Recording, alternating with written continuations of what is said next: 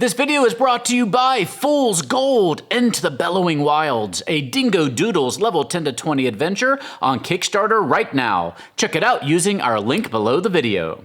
Hello and welcome to the Gallant Goblin. Today we have yet another premium set from WizKids for Wild Beyond the Witchlight. This is the Witchlight Carnival, and many thanks to WizKids for providing us with a copy to review. Again, this video will have some spoilers for the first part of the adventure, so feel free to mute me and play some music if you just want to take a look at these minis. But still, this set will help you run Chapter 1 of Wild Beyond the Witchlight as your PCs explore the eccentric Witchlight Carnival where something seems to be afoot. Before we jump in, I just wanted to let you know that this week we wrap up our 5-part adventure, Candlekeep Deconstruction from Candlekeep Mysteries. You can now sit and watch the entire story at your leisure. Soon we'll be launching our next show, Troubles in Otari. This is an intro to Pathfinder adventure that's fantastic for folks who want a taste of what Pathfinder has to offer. You can check it out on Wednesdays at 8 p.m. Eastern right here on YouTube. We also have our podcast feed for the adventures that you can find on your podcasting app of choice. Just look up Gallant Goblin Plays. But now it's time to strap on our fairy wings and visit the Witchlight Carnival.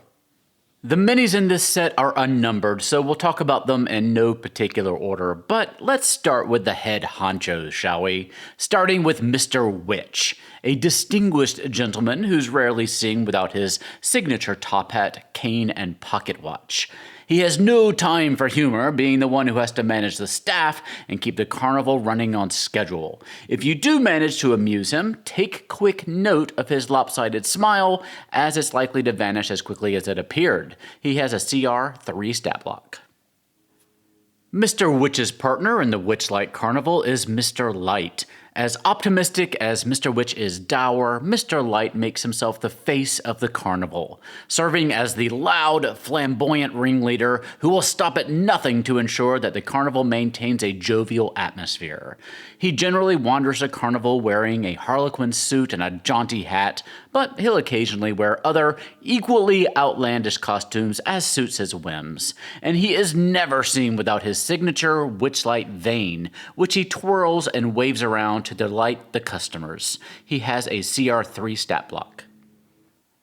Next we have Thako, spelled with an O and not a 0. The longest serving Witchlight hand, but maybe the one most folks know the least about.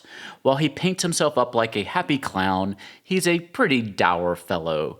He used to actually be a performer in the show until an unfortunate knife-throwing incident pushed him into an early retirement. Now he helps out with manual labor around the carnival while trying to avoid any type of actual human interaction. He uses the generic CR 1/8 Witchlight hand stat block.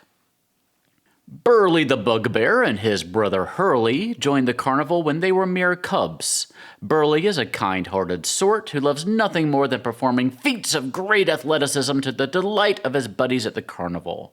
In his off time, you'll often find him sitting in a quiet corner reading poetry books.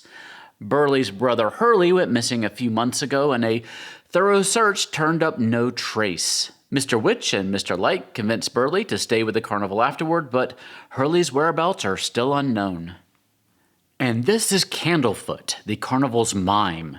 Candlefoot has a few issues going on. One, he cannot stand seeing himself in the mirror. When he was a young apprentice, his master's chaotic magic inadvertently caused Candlefoot to lose all coloring in his skin, his hair, eyes, and any apparel that he dons. He is also a believer in true love, and he desperately loves Palasha, whom we'll see shortly. He wants to propose to her as soon as possible, but he's lost his voice. Allow me to introduce you to Kettlesteam, a Kinku troublemaker who wanders around the carnival causing mischief. She has a very important mission, and she needs information. Information she can only get from Mr. Witch and Mr. Light. And they refuse to speak to her, so she's decided to keep causing trouble until they relent.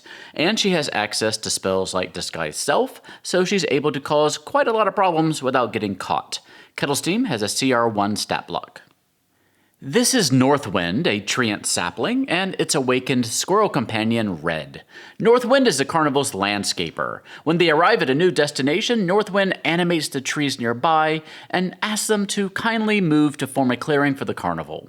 Northwind finds delight in just about everything, from the simple stories of a child to a morning drop of dew. It's good-hearted, happy, and eager to be helpful. Just don't tell it a secret. Northwind cannot hide a secret. It uses a CR2 treant sapling stat block. This is Durlagron, a gray-whiskered displacer beast whose job at the carnival is to watch after lost children until their parents can be tracked down. She wears a little keg around her collar that's filled with toffee apple juice to help console the kiddos while they wait.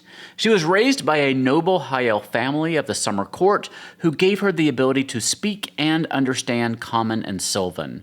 Her own displacer kitten Star went missing several weeks ago. She uses the regular CR3 displacer beast stat block. And here is Palasha, a mermaid, well, technically a merfolk, with the ability to control water and summon swarms of fish with her singing. She takes great pride in her work at the carnival and in the carnival overall, saying, quote, "We are an impossibility in an impossible universe." She can be distant and a little bit demanding if we're honest, which has earned her a reputation as being somewhat haughty, but in actuality, she's just slow to trust. Though she does trust the mime Candlefoot, whom she's in love with. She uses a CR1/8 merfolk stat block. Perhaps the most interesting addition to the set is Palasha's tank here with this removable top. While Palasha is generally on display in her tank, she is also able to wander around without it, so it's nice that they're separate minis. But you can also fit other medium and small sized minis inside, which opens up a world of possibilities for storytelling. Perhaps this is a fancy cage the royal family uses to house its prized prisoners. Perhaps it's a fancy force cage crafted by Fey magic to contain those who threaten the ocean wildlife. Or if you're me and the human warlock in your Storm King's Thunder adventure is murdered and reincarnated as a Lokafa and needs a portable tank to travel across the land safely, now you have a mini for it. This tank does not have a stat block. One nice thing about Wild Beyond the Witchlight is that it includes printable or copyable role-playing cards that you can use to keep track of the multiple NPCs that you'll be encountering in this adventure, including all the ones we have here. Now, just like this entire range of minis, the ones in the Witchlight Carnival box are pretty specific. They're absolutely perfect if you're playing the Witchlight campaign, but they may be a little bit difficult to incorporate into another adventure in another setting. Though the minis are pretty cool, so you may be tempted by the Kenku PC Mini, or the Merfolk and her tank, or the Bugbear in overalls, or the Butterfly Displacer Beast, or the Treant Sapling and its squirrely little friend. The other issue is that we generally use minis in combat situations, and it's not that likely that you're going to be finding a battle with any of these particular creatures, but there are moments in the story where your character placement and timing is pretty important, so having minis for those times would be helpful. Otherwise, you may find yourself contemplating how to get these minis onto your table when you're pretty much just role-playing. The other thing that would have made this set feel a little bit more complete is the carnival itself. I would have loved to have seen some WizKids papercraft terrain for this set, so you could have the carnival set up on your table with your important NPCs here for your players to explore and discover.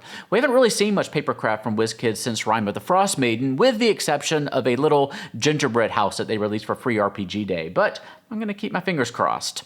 Icons of the Realms Witchlight Carnival has an MSRP of $79.99 and is expected to hit store shelves in November or December. You can find it a bit more cheap if you shop around. Let me know what you think of it in the comment section down below.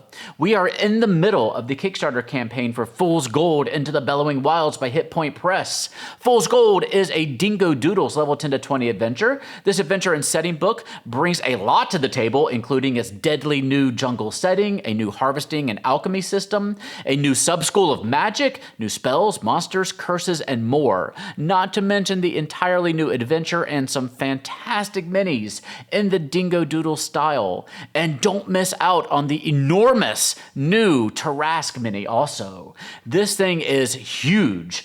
Go check out all the cool add-ons and see if this is an adventure for you and your gaming group. Use our link below the video here to let them know we sent you. That's Fool's Gold Into the Bellowing Wilds Wilds on Kickstarter now.